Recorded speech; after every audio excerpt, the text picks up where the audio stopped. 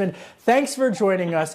What is going on with the Small Business Administration, and when are lawmakers going to re-up and reapprove some more funds for small businesses? Well, sadly, this has become a piece of partisan haggling, and I think it is quite unfair to the small businesses across the country.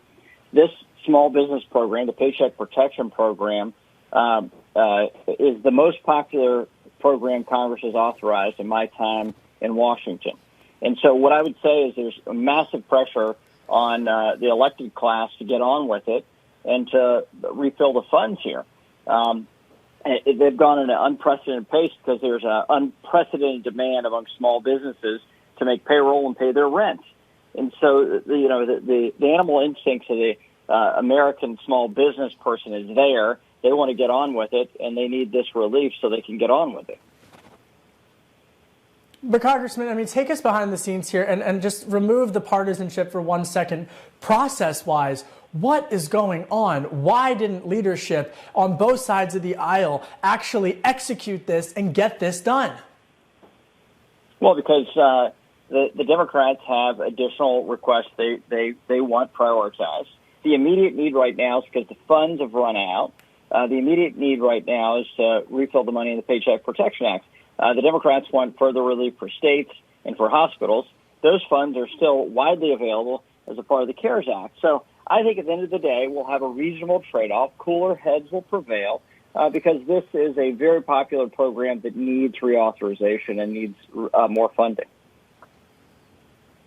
It's frustrating, I think, because every source that I've talked with in the business community, big business and small business, they don't understand why this hasn't been executed more effectively. Moving on, yesterday, President Trump, and I'm hearing a little double reverb for the control room. Yesterday, President Trump announced guidelines to reopen the economy. What's your response to that? Well, I think it's reasonable. This is in the hands of cities, counties, and states. They have the main police power here, not the federal government. And so to put out the metrics by which we should open the economy, I think is a reasonable thing for presidential leadership to be exerted here. And I think that state governors are doing the best that they can to match the needs of their people and public safety and economic life here. And those trade-offs are really tough, very tough, especially given the public health consequences and the economic consequences that are at stake here. But I think these metrics are much needed. Quite necessary, of course, and this can give the public a better view of the conditions by which we get back to economic life. But I guess, how do you balance, though, the need for public health concerns while also the economic fallout that has occurred and just devastated the country? Well, look, this is a tough thing. We've not dealt with this. We've dealt with acts of war. We've dealt with natural disasters, but this is truly an act of God outside of normal confines and thought processes of government. And so those trade-offs have to be made and have to be balanced, and different states, different governors, different officials will come to different conclusions. It's not about ideology. It's about the practical trade-offs between economic life and public health.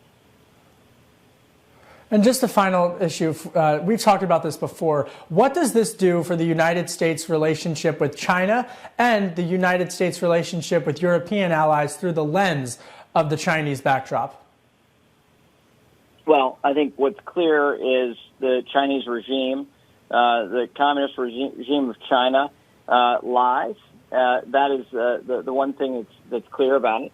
I think the challenge here for us internationally is to continue to have an open economy when we've had such a earth-shattering and earth-shaking economic impact of this virus.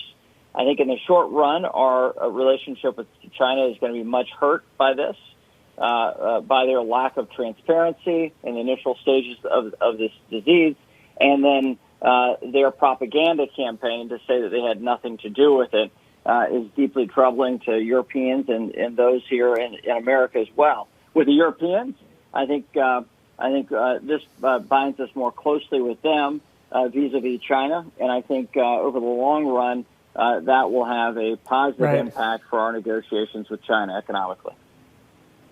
All right. Congressman Patrick McHenry, Republican from North Carolina, top Republican on the Financial Services Committee. Appreciate you talking to Bloomberg Television. I'm Kevin Cirilli. More next. This is Bloomberg.